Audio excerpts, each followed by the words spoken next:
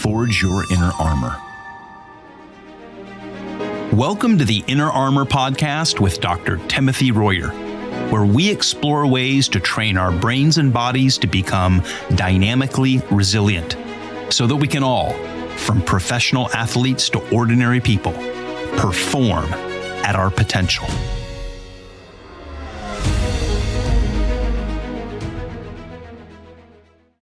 So, Doc, welcome back to the podcast. I know you've been doing a lot of traveling lately, and it's good to have you join us again.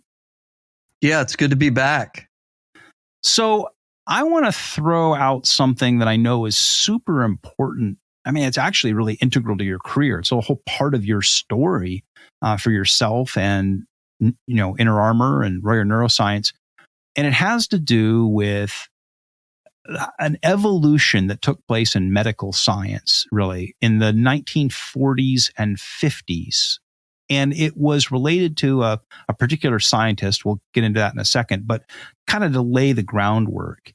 Prior to that, in modern medical science, it was believed that a specific disease or specific symptoms always had specific causes. So, for example, if you had a sore throat, it meant that you had a throat injury or a throat infection. Throat injury, throat infection equals sore throat, right? It's a one-to-one specific cause to specific effect. But in the 1940s or 1950s, there was a Hungarian-Canadian scientist named Hans Selye who began to look at this stuff and really developed what at the time were very radical new theories. Do you want to tell his story? Yeah, I think it's a great story, and I think it really is kind of representative of where we are right now in 2022. If you look back into the history of what we do at Inner Armor and Royer Neuroscience, it's really built on the shoulders of some amazing people.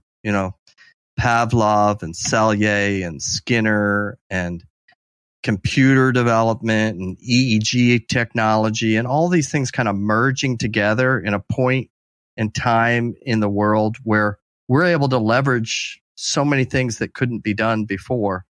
But it's these people that came before us. Hans Selye, who was nominated for the Nobel Prize 17 times and published over 1,600 scientific articles and wrote 40 books. I mean, I'm not even ever going to come close to anything like that, right?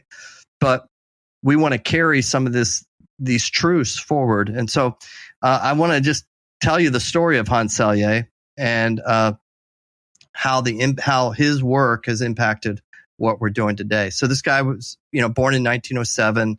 There was 4 different physicians in his family history, right? And so at 17, he started medical school. He gets an MD as well as a PhD in organic chemistry. Okay. So, pretty sharp guy. Decides to come to the United States and then to Canada to do some work. But prior to that, when he was in medical school, so probably 19, 20, he was doing rounds with the doctors and as a student watching what the doctors were doing. And they were doing a lot of what you started the podcast with, Greg, where they would say, this symptom equals this disease. And then they'd go to the next room. This symptom is this disease. And after a while, Selye would look and say, well, what about the symptoms that all of these people have in common? They're all tired. None of them want to stand, right? They're all losing weight. They're all kind of down emotionally. There's a commonality among these people. It's kind of like he defined it like the disorder of being sick, that these symptoms aren't just this one thing. And it was very interesting because from what I gather, he experienced a lot of tension from his mentors about that, and to the point that stop bringing that up and just do what we do, right?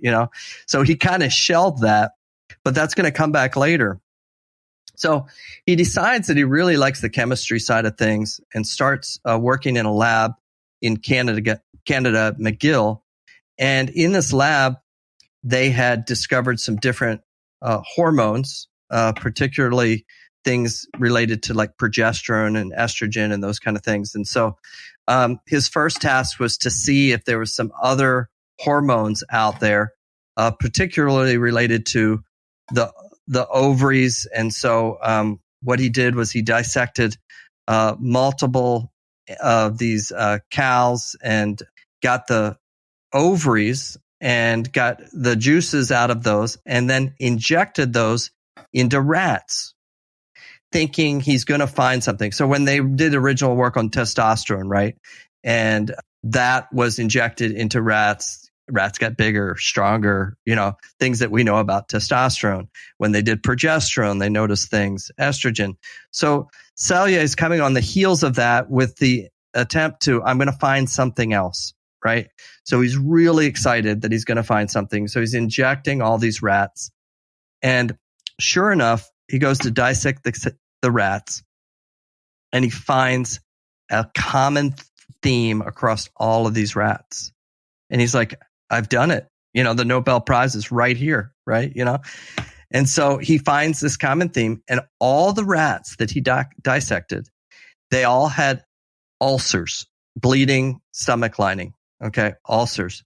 They all had enlarged adrenal glands. So this hormone that he had found was causing them to have larger adrenal glands. And then their thymus, which has to do with their immune system, was actually smaller than it should be. And he kept doing this over and over again. He's like, I've got it. So he's about ready to publish, and he has to cross-validate what he's doing. So he decides to use saline and inject into the rats, so something that's not what he's been doing, and goes to dissect these rats a couple months later. And the rats that he actually injected, not the hormone that he thought before, but just something that would just be non-invasive for the rats. All of a sudden he dissects the rats and they all have the same things as the original rats. Enlarged adrenal glands. They all have ulcers in the stomach, and the thymus, which is the immune system, is shrunk. Okay. So essentially it was a control group. It essentially gave them a placebo. Right? Yes, there was nothing in there. And the placebo control group manifests the same symptoms as the non-placebo group, right? So yeah, that's weird. Yeah, it's very weird. And it actually, when you read his biography, he actually gets so frustrated by this that it appears that he went into almost like a depressive episode. Like he was just like, I've done all this work and I can't figure out what this is, right? And he kind of like just loses time for a while. And then out of the blue, and this is how a lot of these things happen, right? Out of the blue, he starts to think about, he starts to think back to those original patients he saw when he was a medical student that had these generalized symptoms that really weren't brought on by a particular thing, but it was the act of experiencing something invasive on the body in general, whether that was this bacteria or this virus or this injury. They all experience these same symptoms. And he started to think back to that, the disorder of being sick, okay? And he starts to realize, you know what? I am a little bit different in how I handle the rats than most people. So even though he, I think, dissected over 15,000 animals, he never really liked handling the rats. And so it was kind of known that he'd be like drop these things. He'd drop the rats and they'd find him in the corner, like trying to corner the rat and pick it up with a scoop, a dustpan and and then he'd get the rats. And eventually sometimes he'd like put them in like a little vise, to hold them in place so that he could inject them. And it was kind of an odd scenario. He loved chemistry and working, but he hated, working with these rats. And so he's very clumsy with the rats. And guess what he thought? So the only thing he starts thinking, the only thing that these rats have in common is that a mad scientist chased them around a room, scooped them in a dustpan, stuck them in a vise and a thing, and stuck an injection in them, right? Like that's what they have in common, right? Yeah, which was absolutely really because all of his colleagues, they're just doing this left and right. I have a daughter who's a a chemist, organic, and she's always working with mice and stuff, and she just picks the things up. But he didn't like doing that, right? And so he starts to realize it's something I'm doing that's causing this to happen to these rats. So then he says, I wonder if I didn't put anything in them, but I just created a different scenario. So he goes up into it's in the winter, goes up into the attic of the building that he's in and puts a few rats up in the attic. Then he puts some at normal temperature, and then he puts some down in the furnace room. So nothing different, except he's just going to change the temperature that they're exposed to. Guess what happens when he goes to dissect the rats? The ones that are up in the cold and the ones that are in the furnace room, ulcers, enlarged adrenal glands, shrunken thymus. The ones where the temperature was kept the same, nothing was wrong with them. Their adrenal glands were normal, no stomach ulcers, thymus. So he starts to realize it's temperature. Then he starts putting them on this treadmill kind of thing where the only way they can stay upright is to be moving all the time. And guess what happens? Same thing. So he starts to do all these different things that are more environmentally, not something going into them, but doing something changes in their environment, and their physiology is changing. Now think about that for a second. To us, that sounds, yeah, of course. But this was cutting edge. You actually did something to somebody's environment and they developed an ulcer. Think of those of you out there that have some type of gastric type thing or some reflux, or could that be from something that's not what you ate, but how your brain is working? Right? Well, right. But, and especially, right, there's that loss of control. So some guy, right, you're just a happy rat, doing whatever a happy rat does. And some guy plucks you and sticks you in a cage in a cold place or a hot place, or he sticks you on a treadmill, starts messing with you, right? And it makes you sick. Yeah. And you have no control, right? I mean, I remember hearing once, I think you and I talked about this one time. I saw some study, and I don't know if it was real or not, but something on the internet, and they were talking about the most stressful jobs and the least stressful jobs. And somebody was making the point that you immediately assume that the most stressful jobs are like being a brain surgeon or an airline pilot. But it turns out that wasn't the case, because the brain surgeon and the airline pilot have a high degree of control over their situation. The most stressful jobs have a lot of responsibility and no control, where somebody's jerking you around, right? And you can't control all the ways that you're getting jerked around, and it stresses you, right? And that's what's happening to these poor rats. Yeah. And in that control situation, you'll measure people's hormones and their testosterone will be lower, right? Estrogen, progesterone will be off. Well, nobody stuck something into their system, like an injection of something. It was that sense of not having control and being dominated, right? That can literally change your hormones.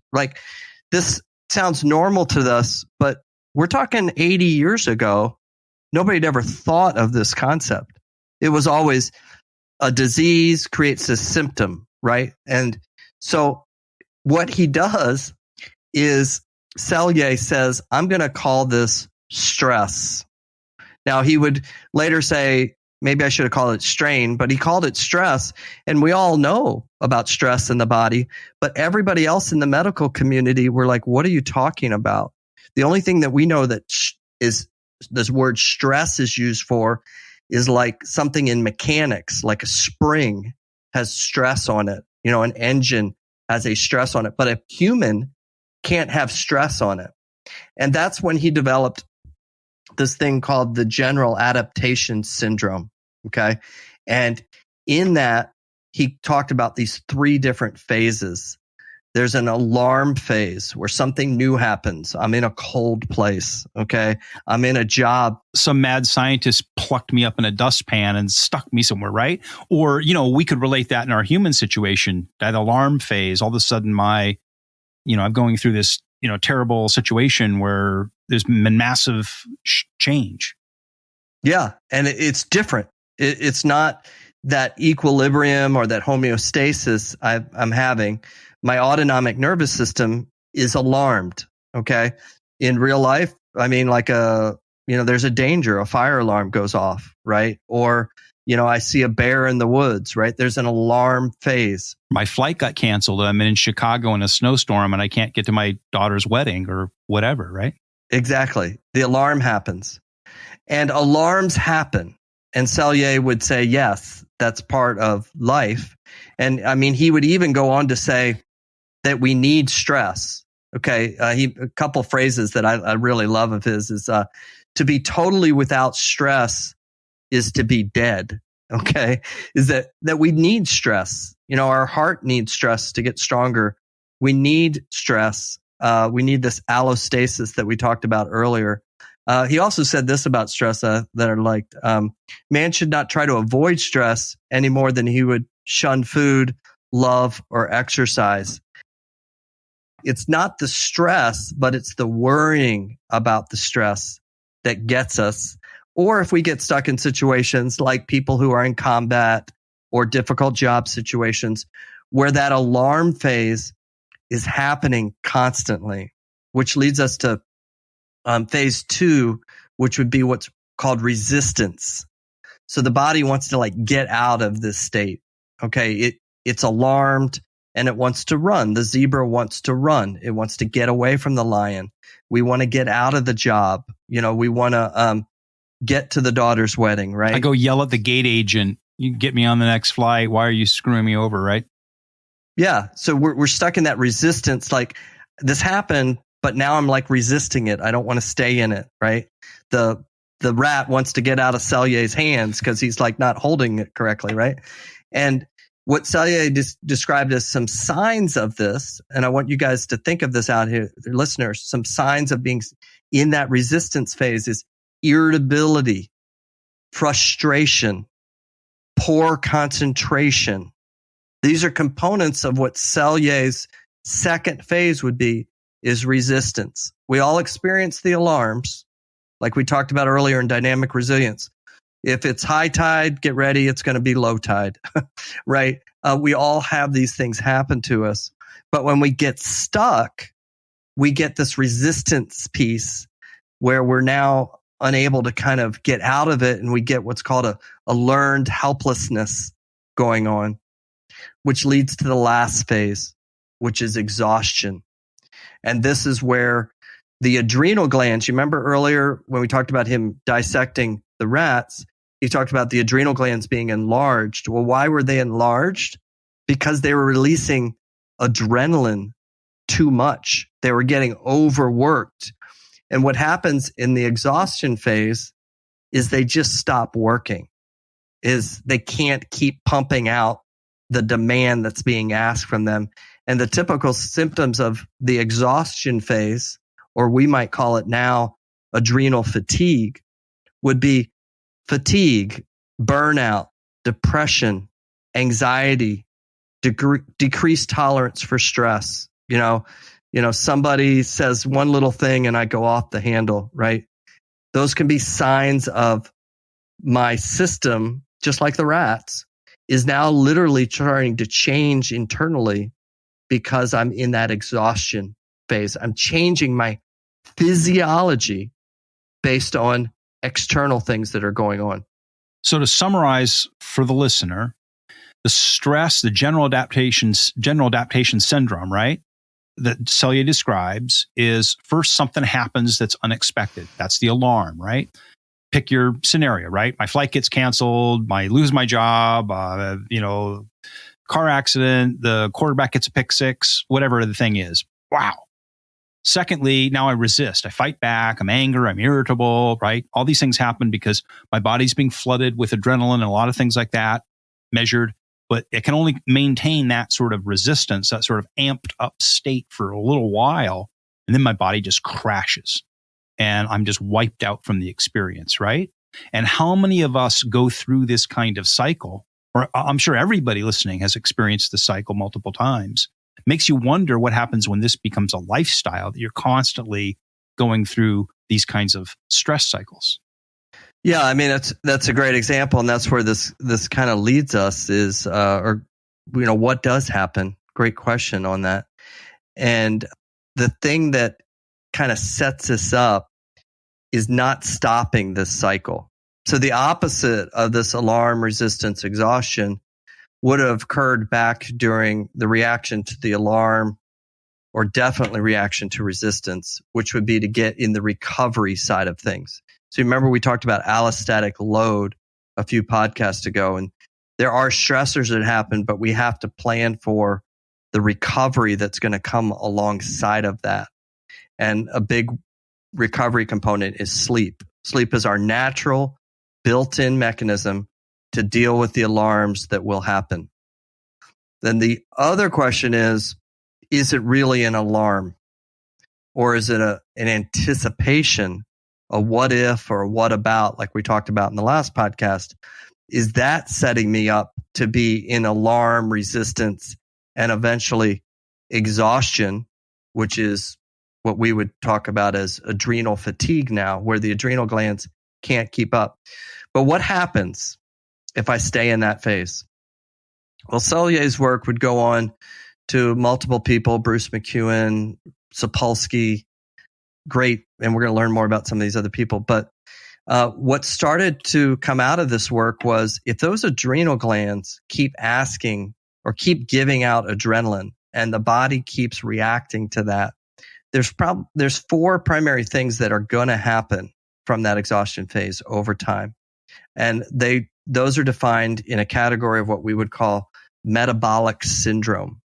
And the first one of those is because of that demand happens around the adrenal glands, which is, lower in our gut, not up by our head. What happens is because of the high demand, our body thinks it needs to go into the storage capacity to deal with the adrenals are asking or putting out all this adrenaline, which then activates the body to want to absorb more sugar. So we want to absorb huge amounts of sugar during this resistance phase. It's a natural piece because of the adrenaline's being released. The adrenaline's being released, so the cells will change their structure and absorb more sugar. So what do? We start to store more fat around where the adrenal glands are, which creates the belly fat that we see. So I stress out and, stick my face into a half gallon of ice cream or eat a pizza. Yes, which has a little bit of a normal physiological response. If I was running from a lion, that's okay because I'm going to burn the pizza and the ice cream off. But if I'm running from my what if this happens, or what about this thing that happened? Watching the stock market and worrying about my retirement 20 years from now. Right. I can create the same physiological resistance response, which causes the need for more sugar, but I'm not running from anything. So I start to store it right around the adrenal glands, which creates that kind of apple shape in a person and I've done this before when I'm sitting on the plane and maybe I got on early and I just kind of look to my side as people walk by. And it's amazing in our culture how much of this apple shape exists. And I just kind of look for a few minutes and just apple, apple, apple. And then you look down like at the feet and you're like, that looks normal. The legs, the feet, or you look up at the shoulders, that looks normal. But everything's getting stored around the belly because that's where the adrenals. So one of the number one reasons for obesity in our culture is this resistance phase or this adrenal overload. In those rats, those adrenal glands got bigger because they were overworking. So you're saying, Doc, that stress makes us fat? Yes, I am saying that. And it's interesting when you look at, like people have pointed out, go back and look at pictures, just photos from the street, in 1970. Yeah. And look at the difference between us 50 years later and what's changed. Was life harder in the 70s? It's hard to argue that life was worse or the world was worse in the 1970s than it is today. But what's changed is we're plugged into the internet, we're plugged into media, which creates all these stress inducing disorders, right? Or creates all of these whatabouts and what ifs for us. Exactly. And gets us stuck in that resistance phase, which wreaks havoc on the body. Okay. Not just on rats, but on our bodies, right? So the second thing that happens is first you have obesity. Okay. And then the second thing is cardiovascular disease gets increased significantly by being stuck in the resistance phase. I mean, this doesn't take a rocket scientist, right? If you're stuck in sympathetic and the heart is working double time, right? And your diet is changing in a way that's not healthy, that all of a sudden your cardiovascular system gets super compromised. So the second factor of the metabolic syndrome that comes from this resistance phase is cardiovascular disease. Now, a third one that comes from this is memory disorders like dementia and Alzheimer's because of what's going on with some of the sugar load. And then the fourth one, our listeners should be able to maybe figure this out, okay?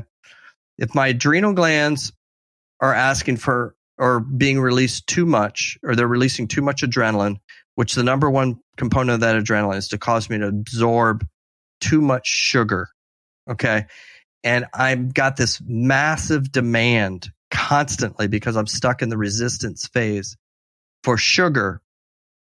What would be the disorder that's likely to develop in the body when it can't keep up with this sugar demand? Diabetes, type 2 diabetes. And there are estimates that if we stay on the rate that we're at, in the next 20 years, the diabetes will literally bankrupt our entire system because we're growing so fast in type 2 diabetes. But one of the huge components of the development of that is this resistance phase, this metabolic syndrome that Selye kind of led us into when he started to see that stress can literally affect physiological. So all these things I've just talked about, cardiovascular disease, obesity, type 2 diabetes, dementia, all brought on by external. This wasn't some virus I got, right? This wasn't, a bacteria or, something I bumped into that caused that. This was something external stressor that caused that. Well, and we'll talk in future episodes because this is really something to explore. What changed in the last 40, 50 years to create so much stress on us that it's literally changed our bodies and our body types and our health. And it's, you see it across almost every demographic group in America and increasingly in other countries. And it's interesting, as I travel around the world, you realize that the more other countries begin to adopt our media and our lifestyles and everything else, that the more they start to look like us. And it's really sort of strange. We'll explore that. But there is another side to this that I want you to talk about. And that is that you mentioned a few minutes ago, not all stress is bad, because Selye actually coined a word. He talked about stress, two things. He talked about the negative kind of stress, and he had a word for that. And then he had a word for positive stress. You want to talk about that and how we can incorporate that positive stress into our lives? Yeah, we refer to that as kind of a eustress. EU stress, which is kind of from a Greek word for good stress, as opposed to distress, right? Yeah, it's kind of, if we, it might not have made sense earlier when I said, man should not, when Selye's quote, man should not try to avoid stress any more than he would shun food, love, or exercise. Because while Selye saw that if we get stuck in resistance and that leads to exhaustion, all these things happen, he also knew that we need stress to stay alive. If you don't have stress in your body, you will die. You need stress. You need the heart as a muscle that needs to have stress. But the other thing that it has to have is recovery. And that's what we have to have, that balance, that coherence between our level of stress and recovery. In the breathing space, the breathing world, it's your inhale keeping up with your exhale. so that the heart, when it goes into stress, which happens when we're out of oxygen. So every breath you take, when you exhale, if you're watching your heart, you will see that the bottom of that exhale, the heart will start to beat faster. It's in stress. But when I give it oxygen and it gets to that full inhale, the heart will then start to beat slower because it relaxes. And if we're breathing correctly, we're creating this coherence or this balance between stress and recovery, which then becomes extremely powerful for us. Think of working out. Working out is a stressor. Now, a lot of people, when they're working out, they're not really reading what their body's doing, which we'll get into in another episode. How do we read what our body's doing and not just exercise with our head, but actually exercise with what is my body telling me? But if we read that correctly, when the body hits a certain point, we now know it's time to go into recovery. And the biggest component of recovery is sleep. And not only are we kind of going on the negative, on the stress side in our culture, we're actually going in reverse on what we should be doing on sleep as well, where sleep is no longer 9 hours and 15 minutes a night. It's not even the optimal of 8. It's less than 7.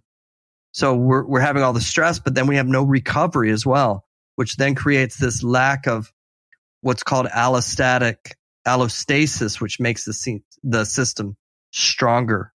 So we're kind of getting it from both sides. We've got the resistance from the alarm phases, but then we don't do any recovery for that.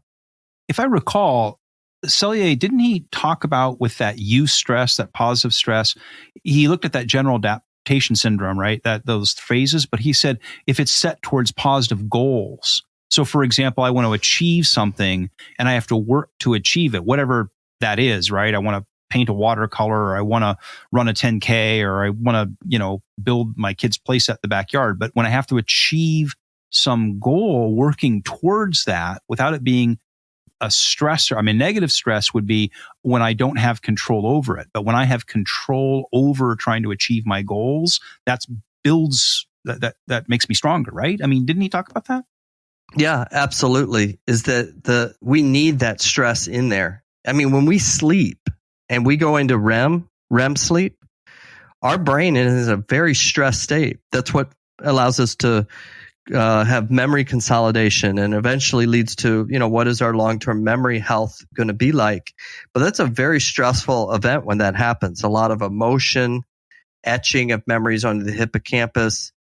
But it's a good stress because it allows us to engage in something that's a very positive thing. But then because it's happening in the sleep cycle, we then are able to rest after those stages of REM sleep. So there's a balancing of the two.